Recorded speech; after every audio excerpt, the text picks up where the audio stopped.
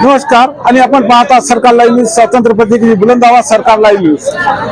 उमरखेड शहरात ढांकी रोड या परिसरात या मुख्य रस्त्यावर हा ट्रॅक्टर ढांकीकडून येत होता आणि रॉंग साईडनं एक कार या ट्रॅक्टरच्या समोर आली। त्यानंतर ट्रॅक्टरवाल्यानं आपला ट्रॅक्टर डावीकडं म्हणजे निधा किराणा याच्याकडे फिरवला आणि इथं मोठा अपघात होता तर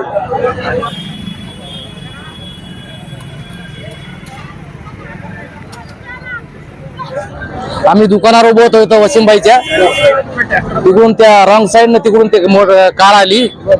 त्या कारला ते वाचवण्यासाठी त्या ट्रॅक्टरवाल्याने तिकडून बिचाराने ब्रेक मारले। ते कार वाचली, मात्र इकडे समोरच्या दुकानाचं नुकसान झालं, माझ्या मोटरसायकलचं नुकसान झालेलं आहे। याच्यामध्ये माझं नाव अशोक नारायण ठाकरे साहेब। या साईडकडून गाडी आली, ट्रॅक्टर माझा आहे, ड्रायव्हर आहे साहेब।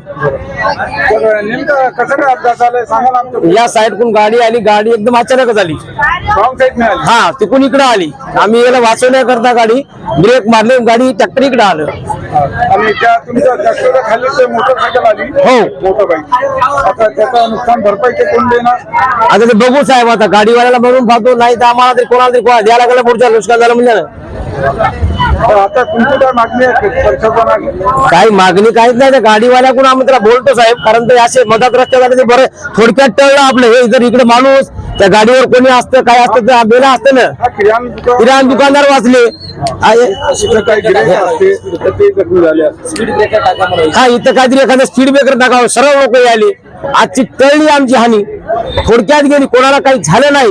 गाडीचं करू आपण, पण माणस फ्युचर मध्ये असं होईल ना, संकट इकडे आलं, कोणी आलं, डायरेक्ट आलं, आज वाचवायला तरी कोण रोखते का? ट्रॅक्टर जरी झालं, ट्रक कोणते झालं, ट्रक असता तर पलीकडे गेला असता आणखी। सूर्यकांत नरवाडे,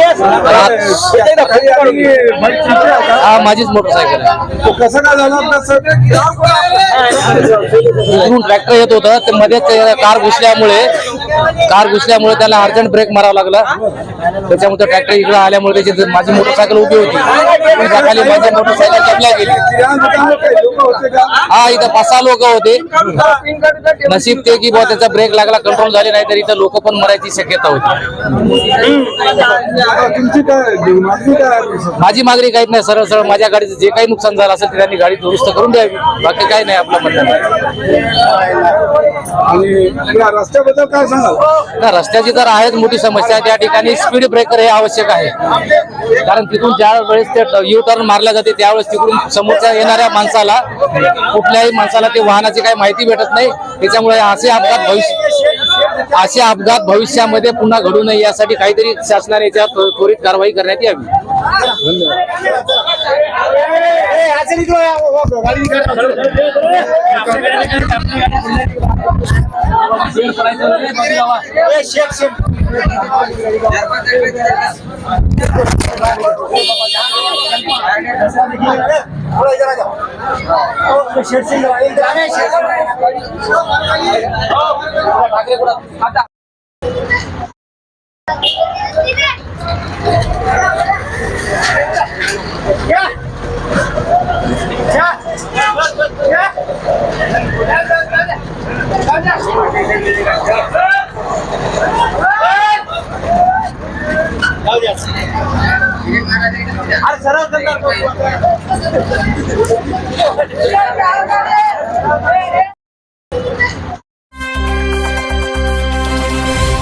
सरकार लाइव न्यूज, स्वतंत्र पत्रकारिता की बुलंद आवाज।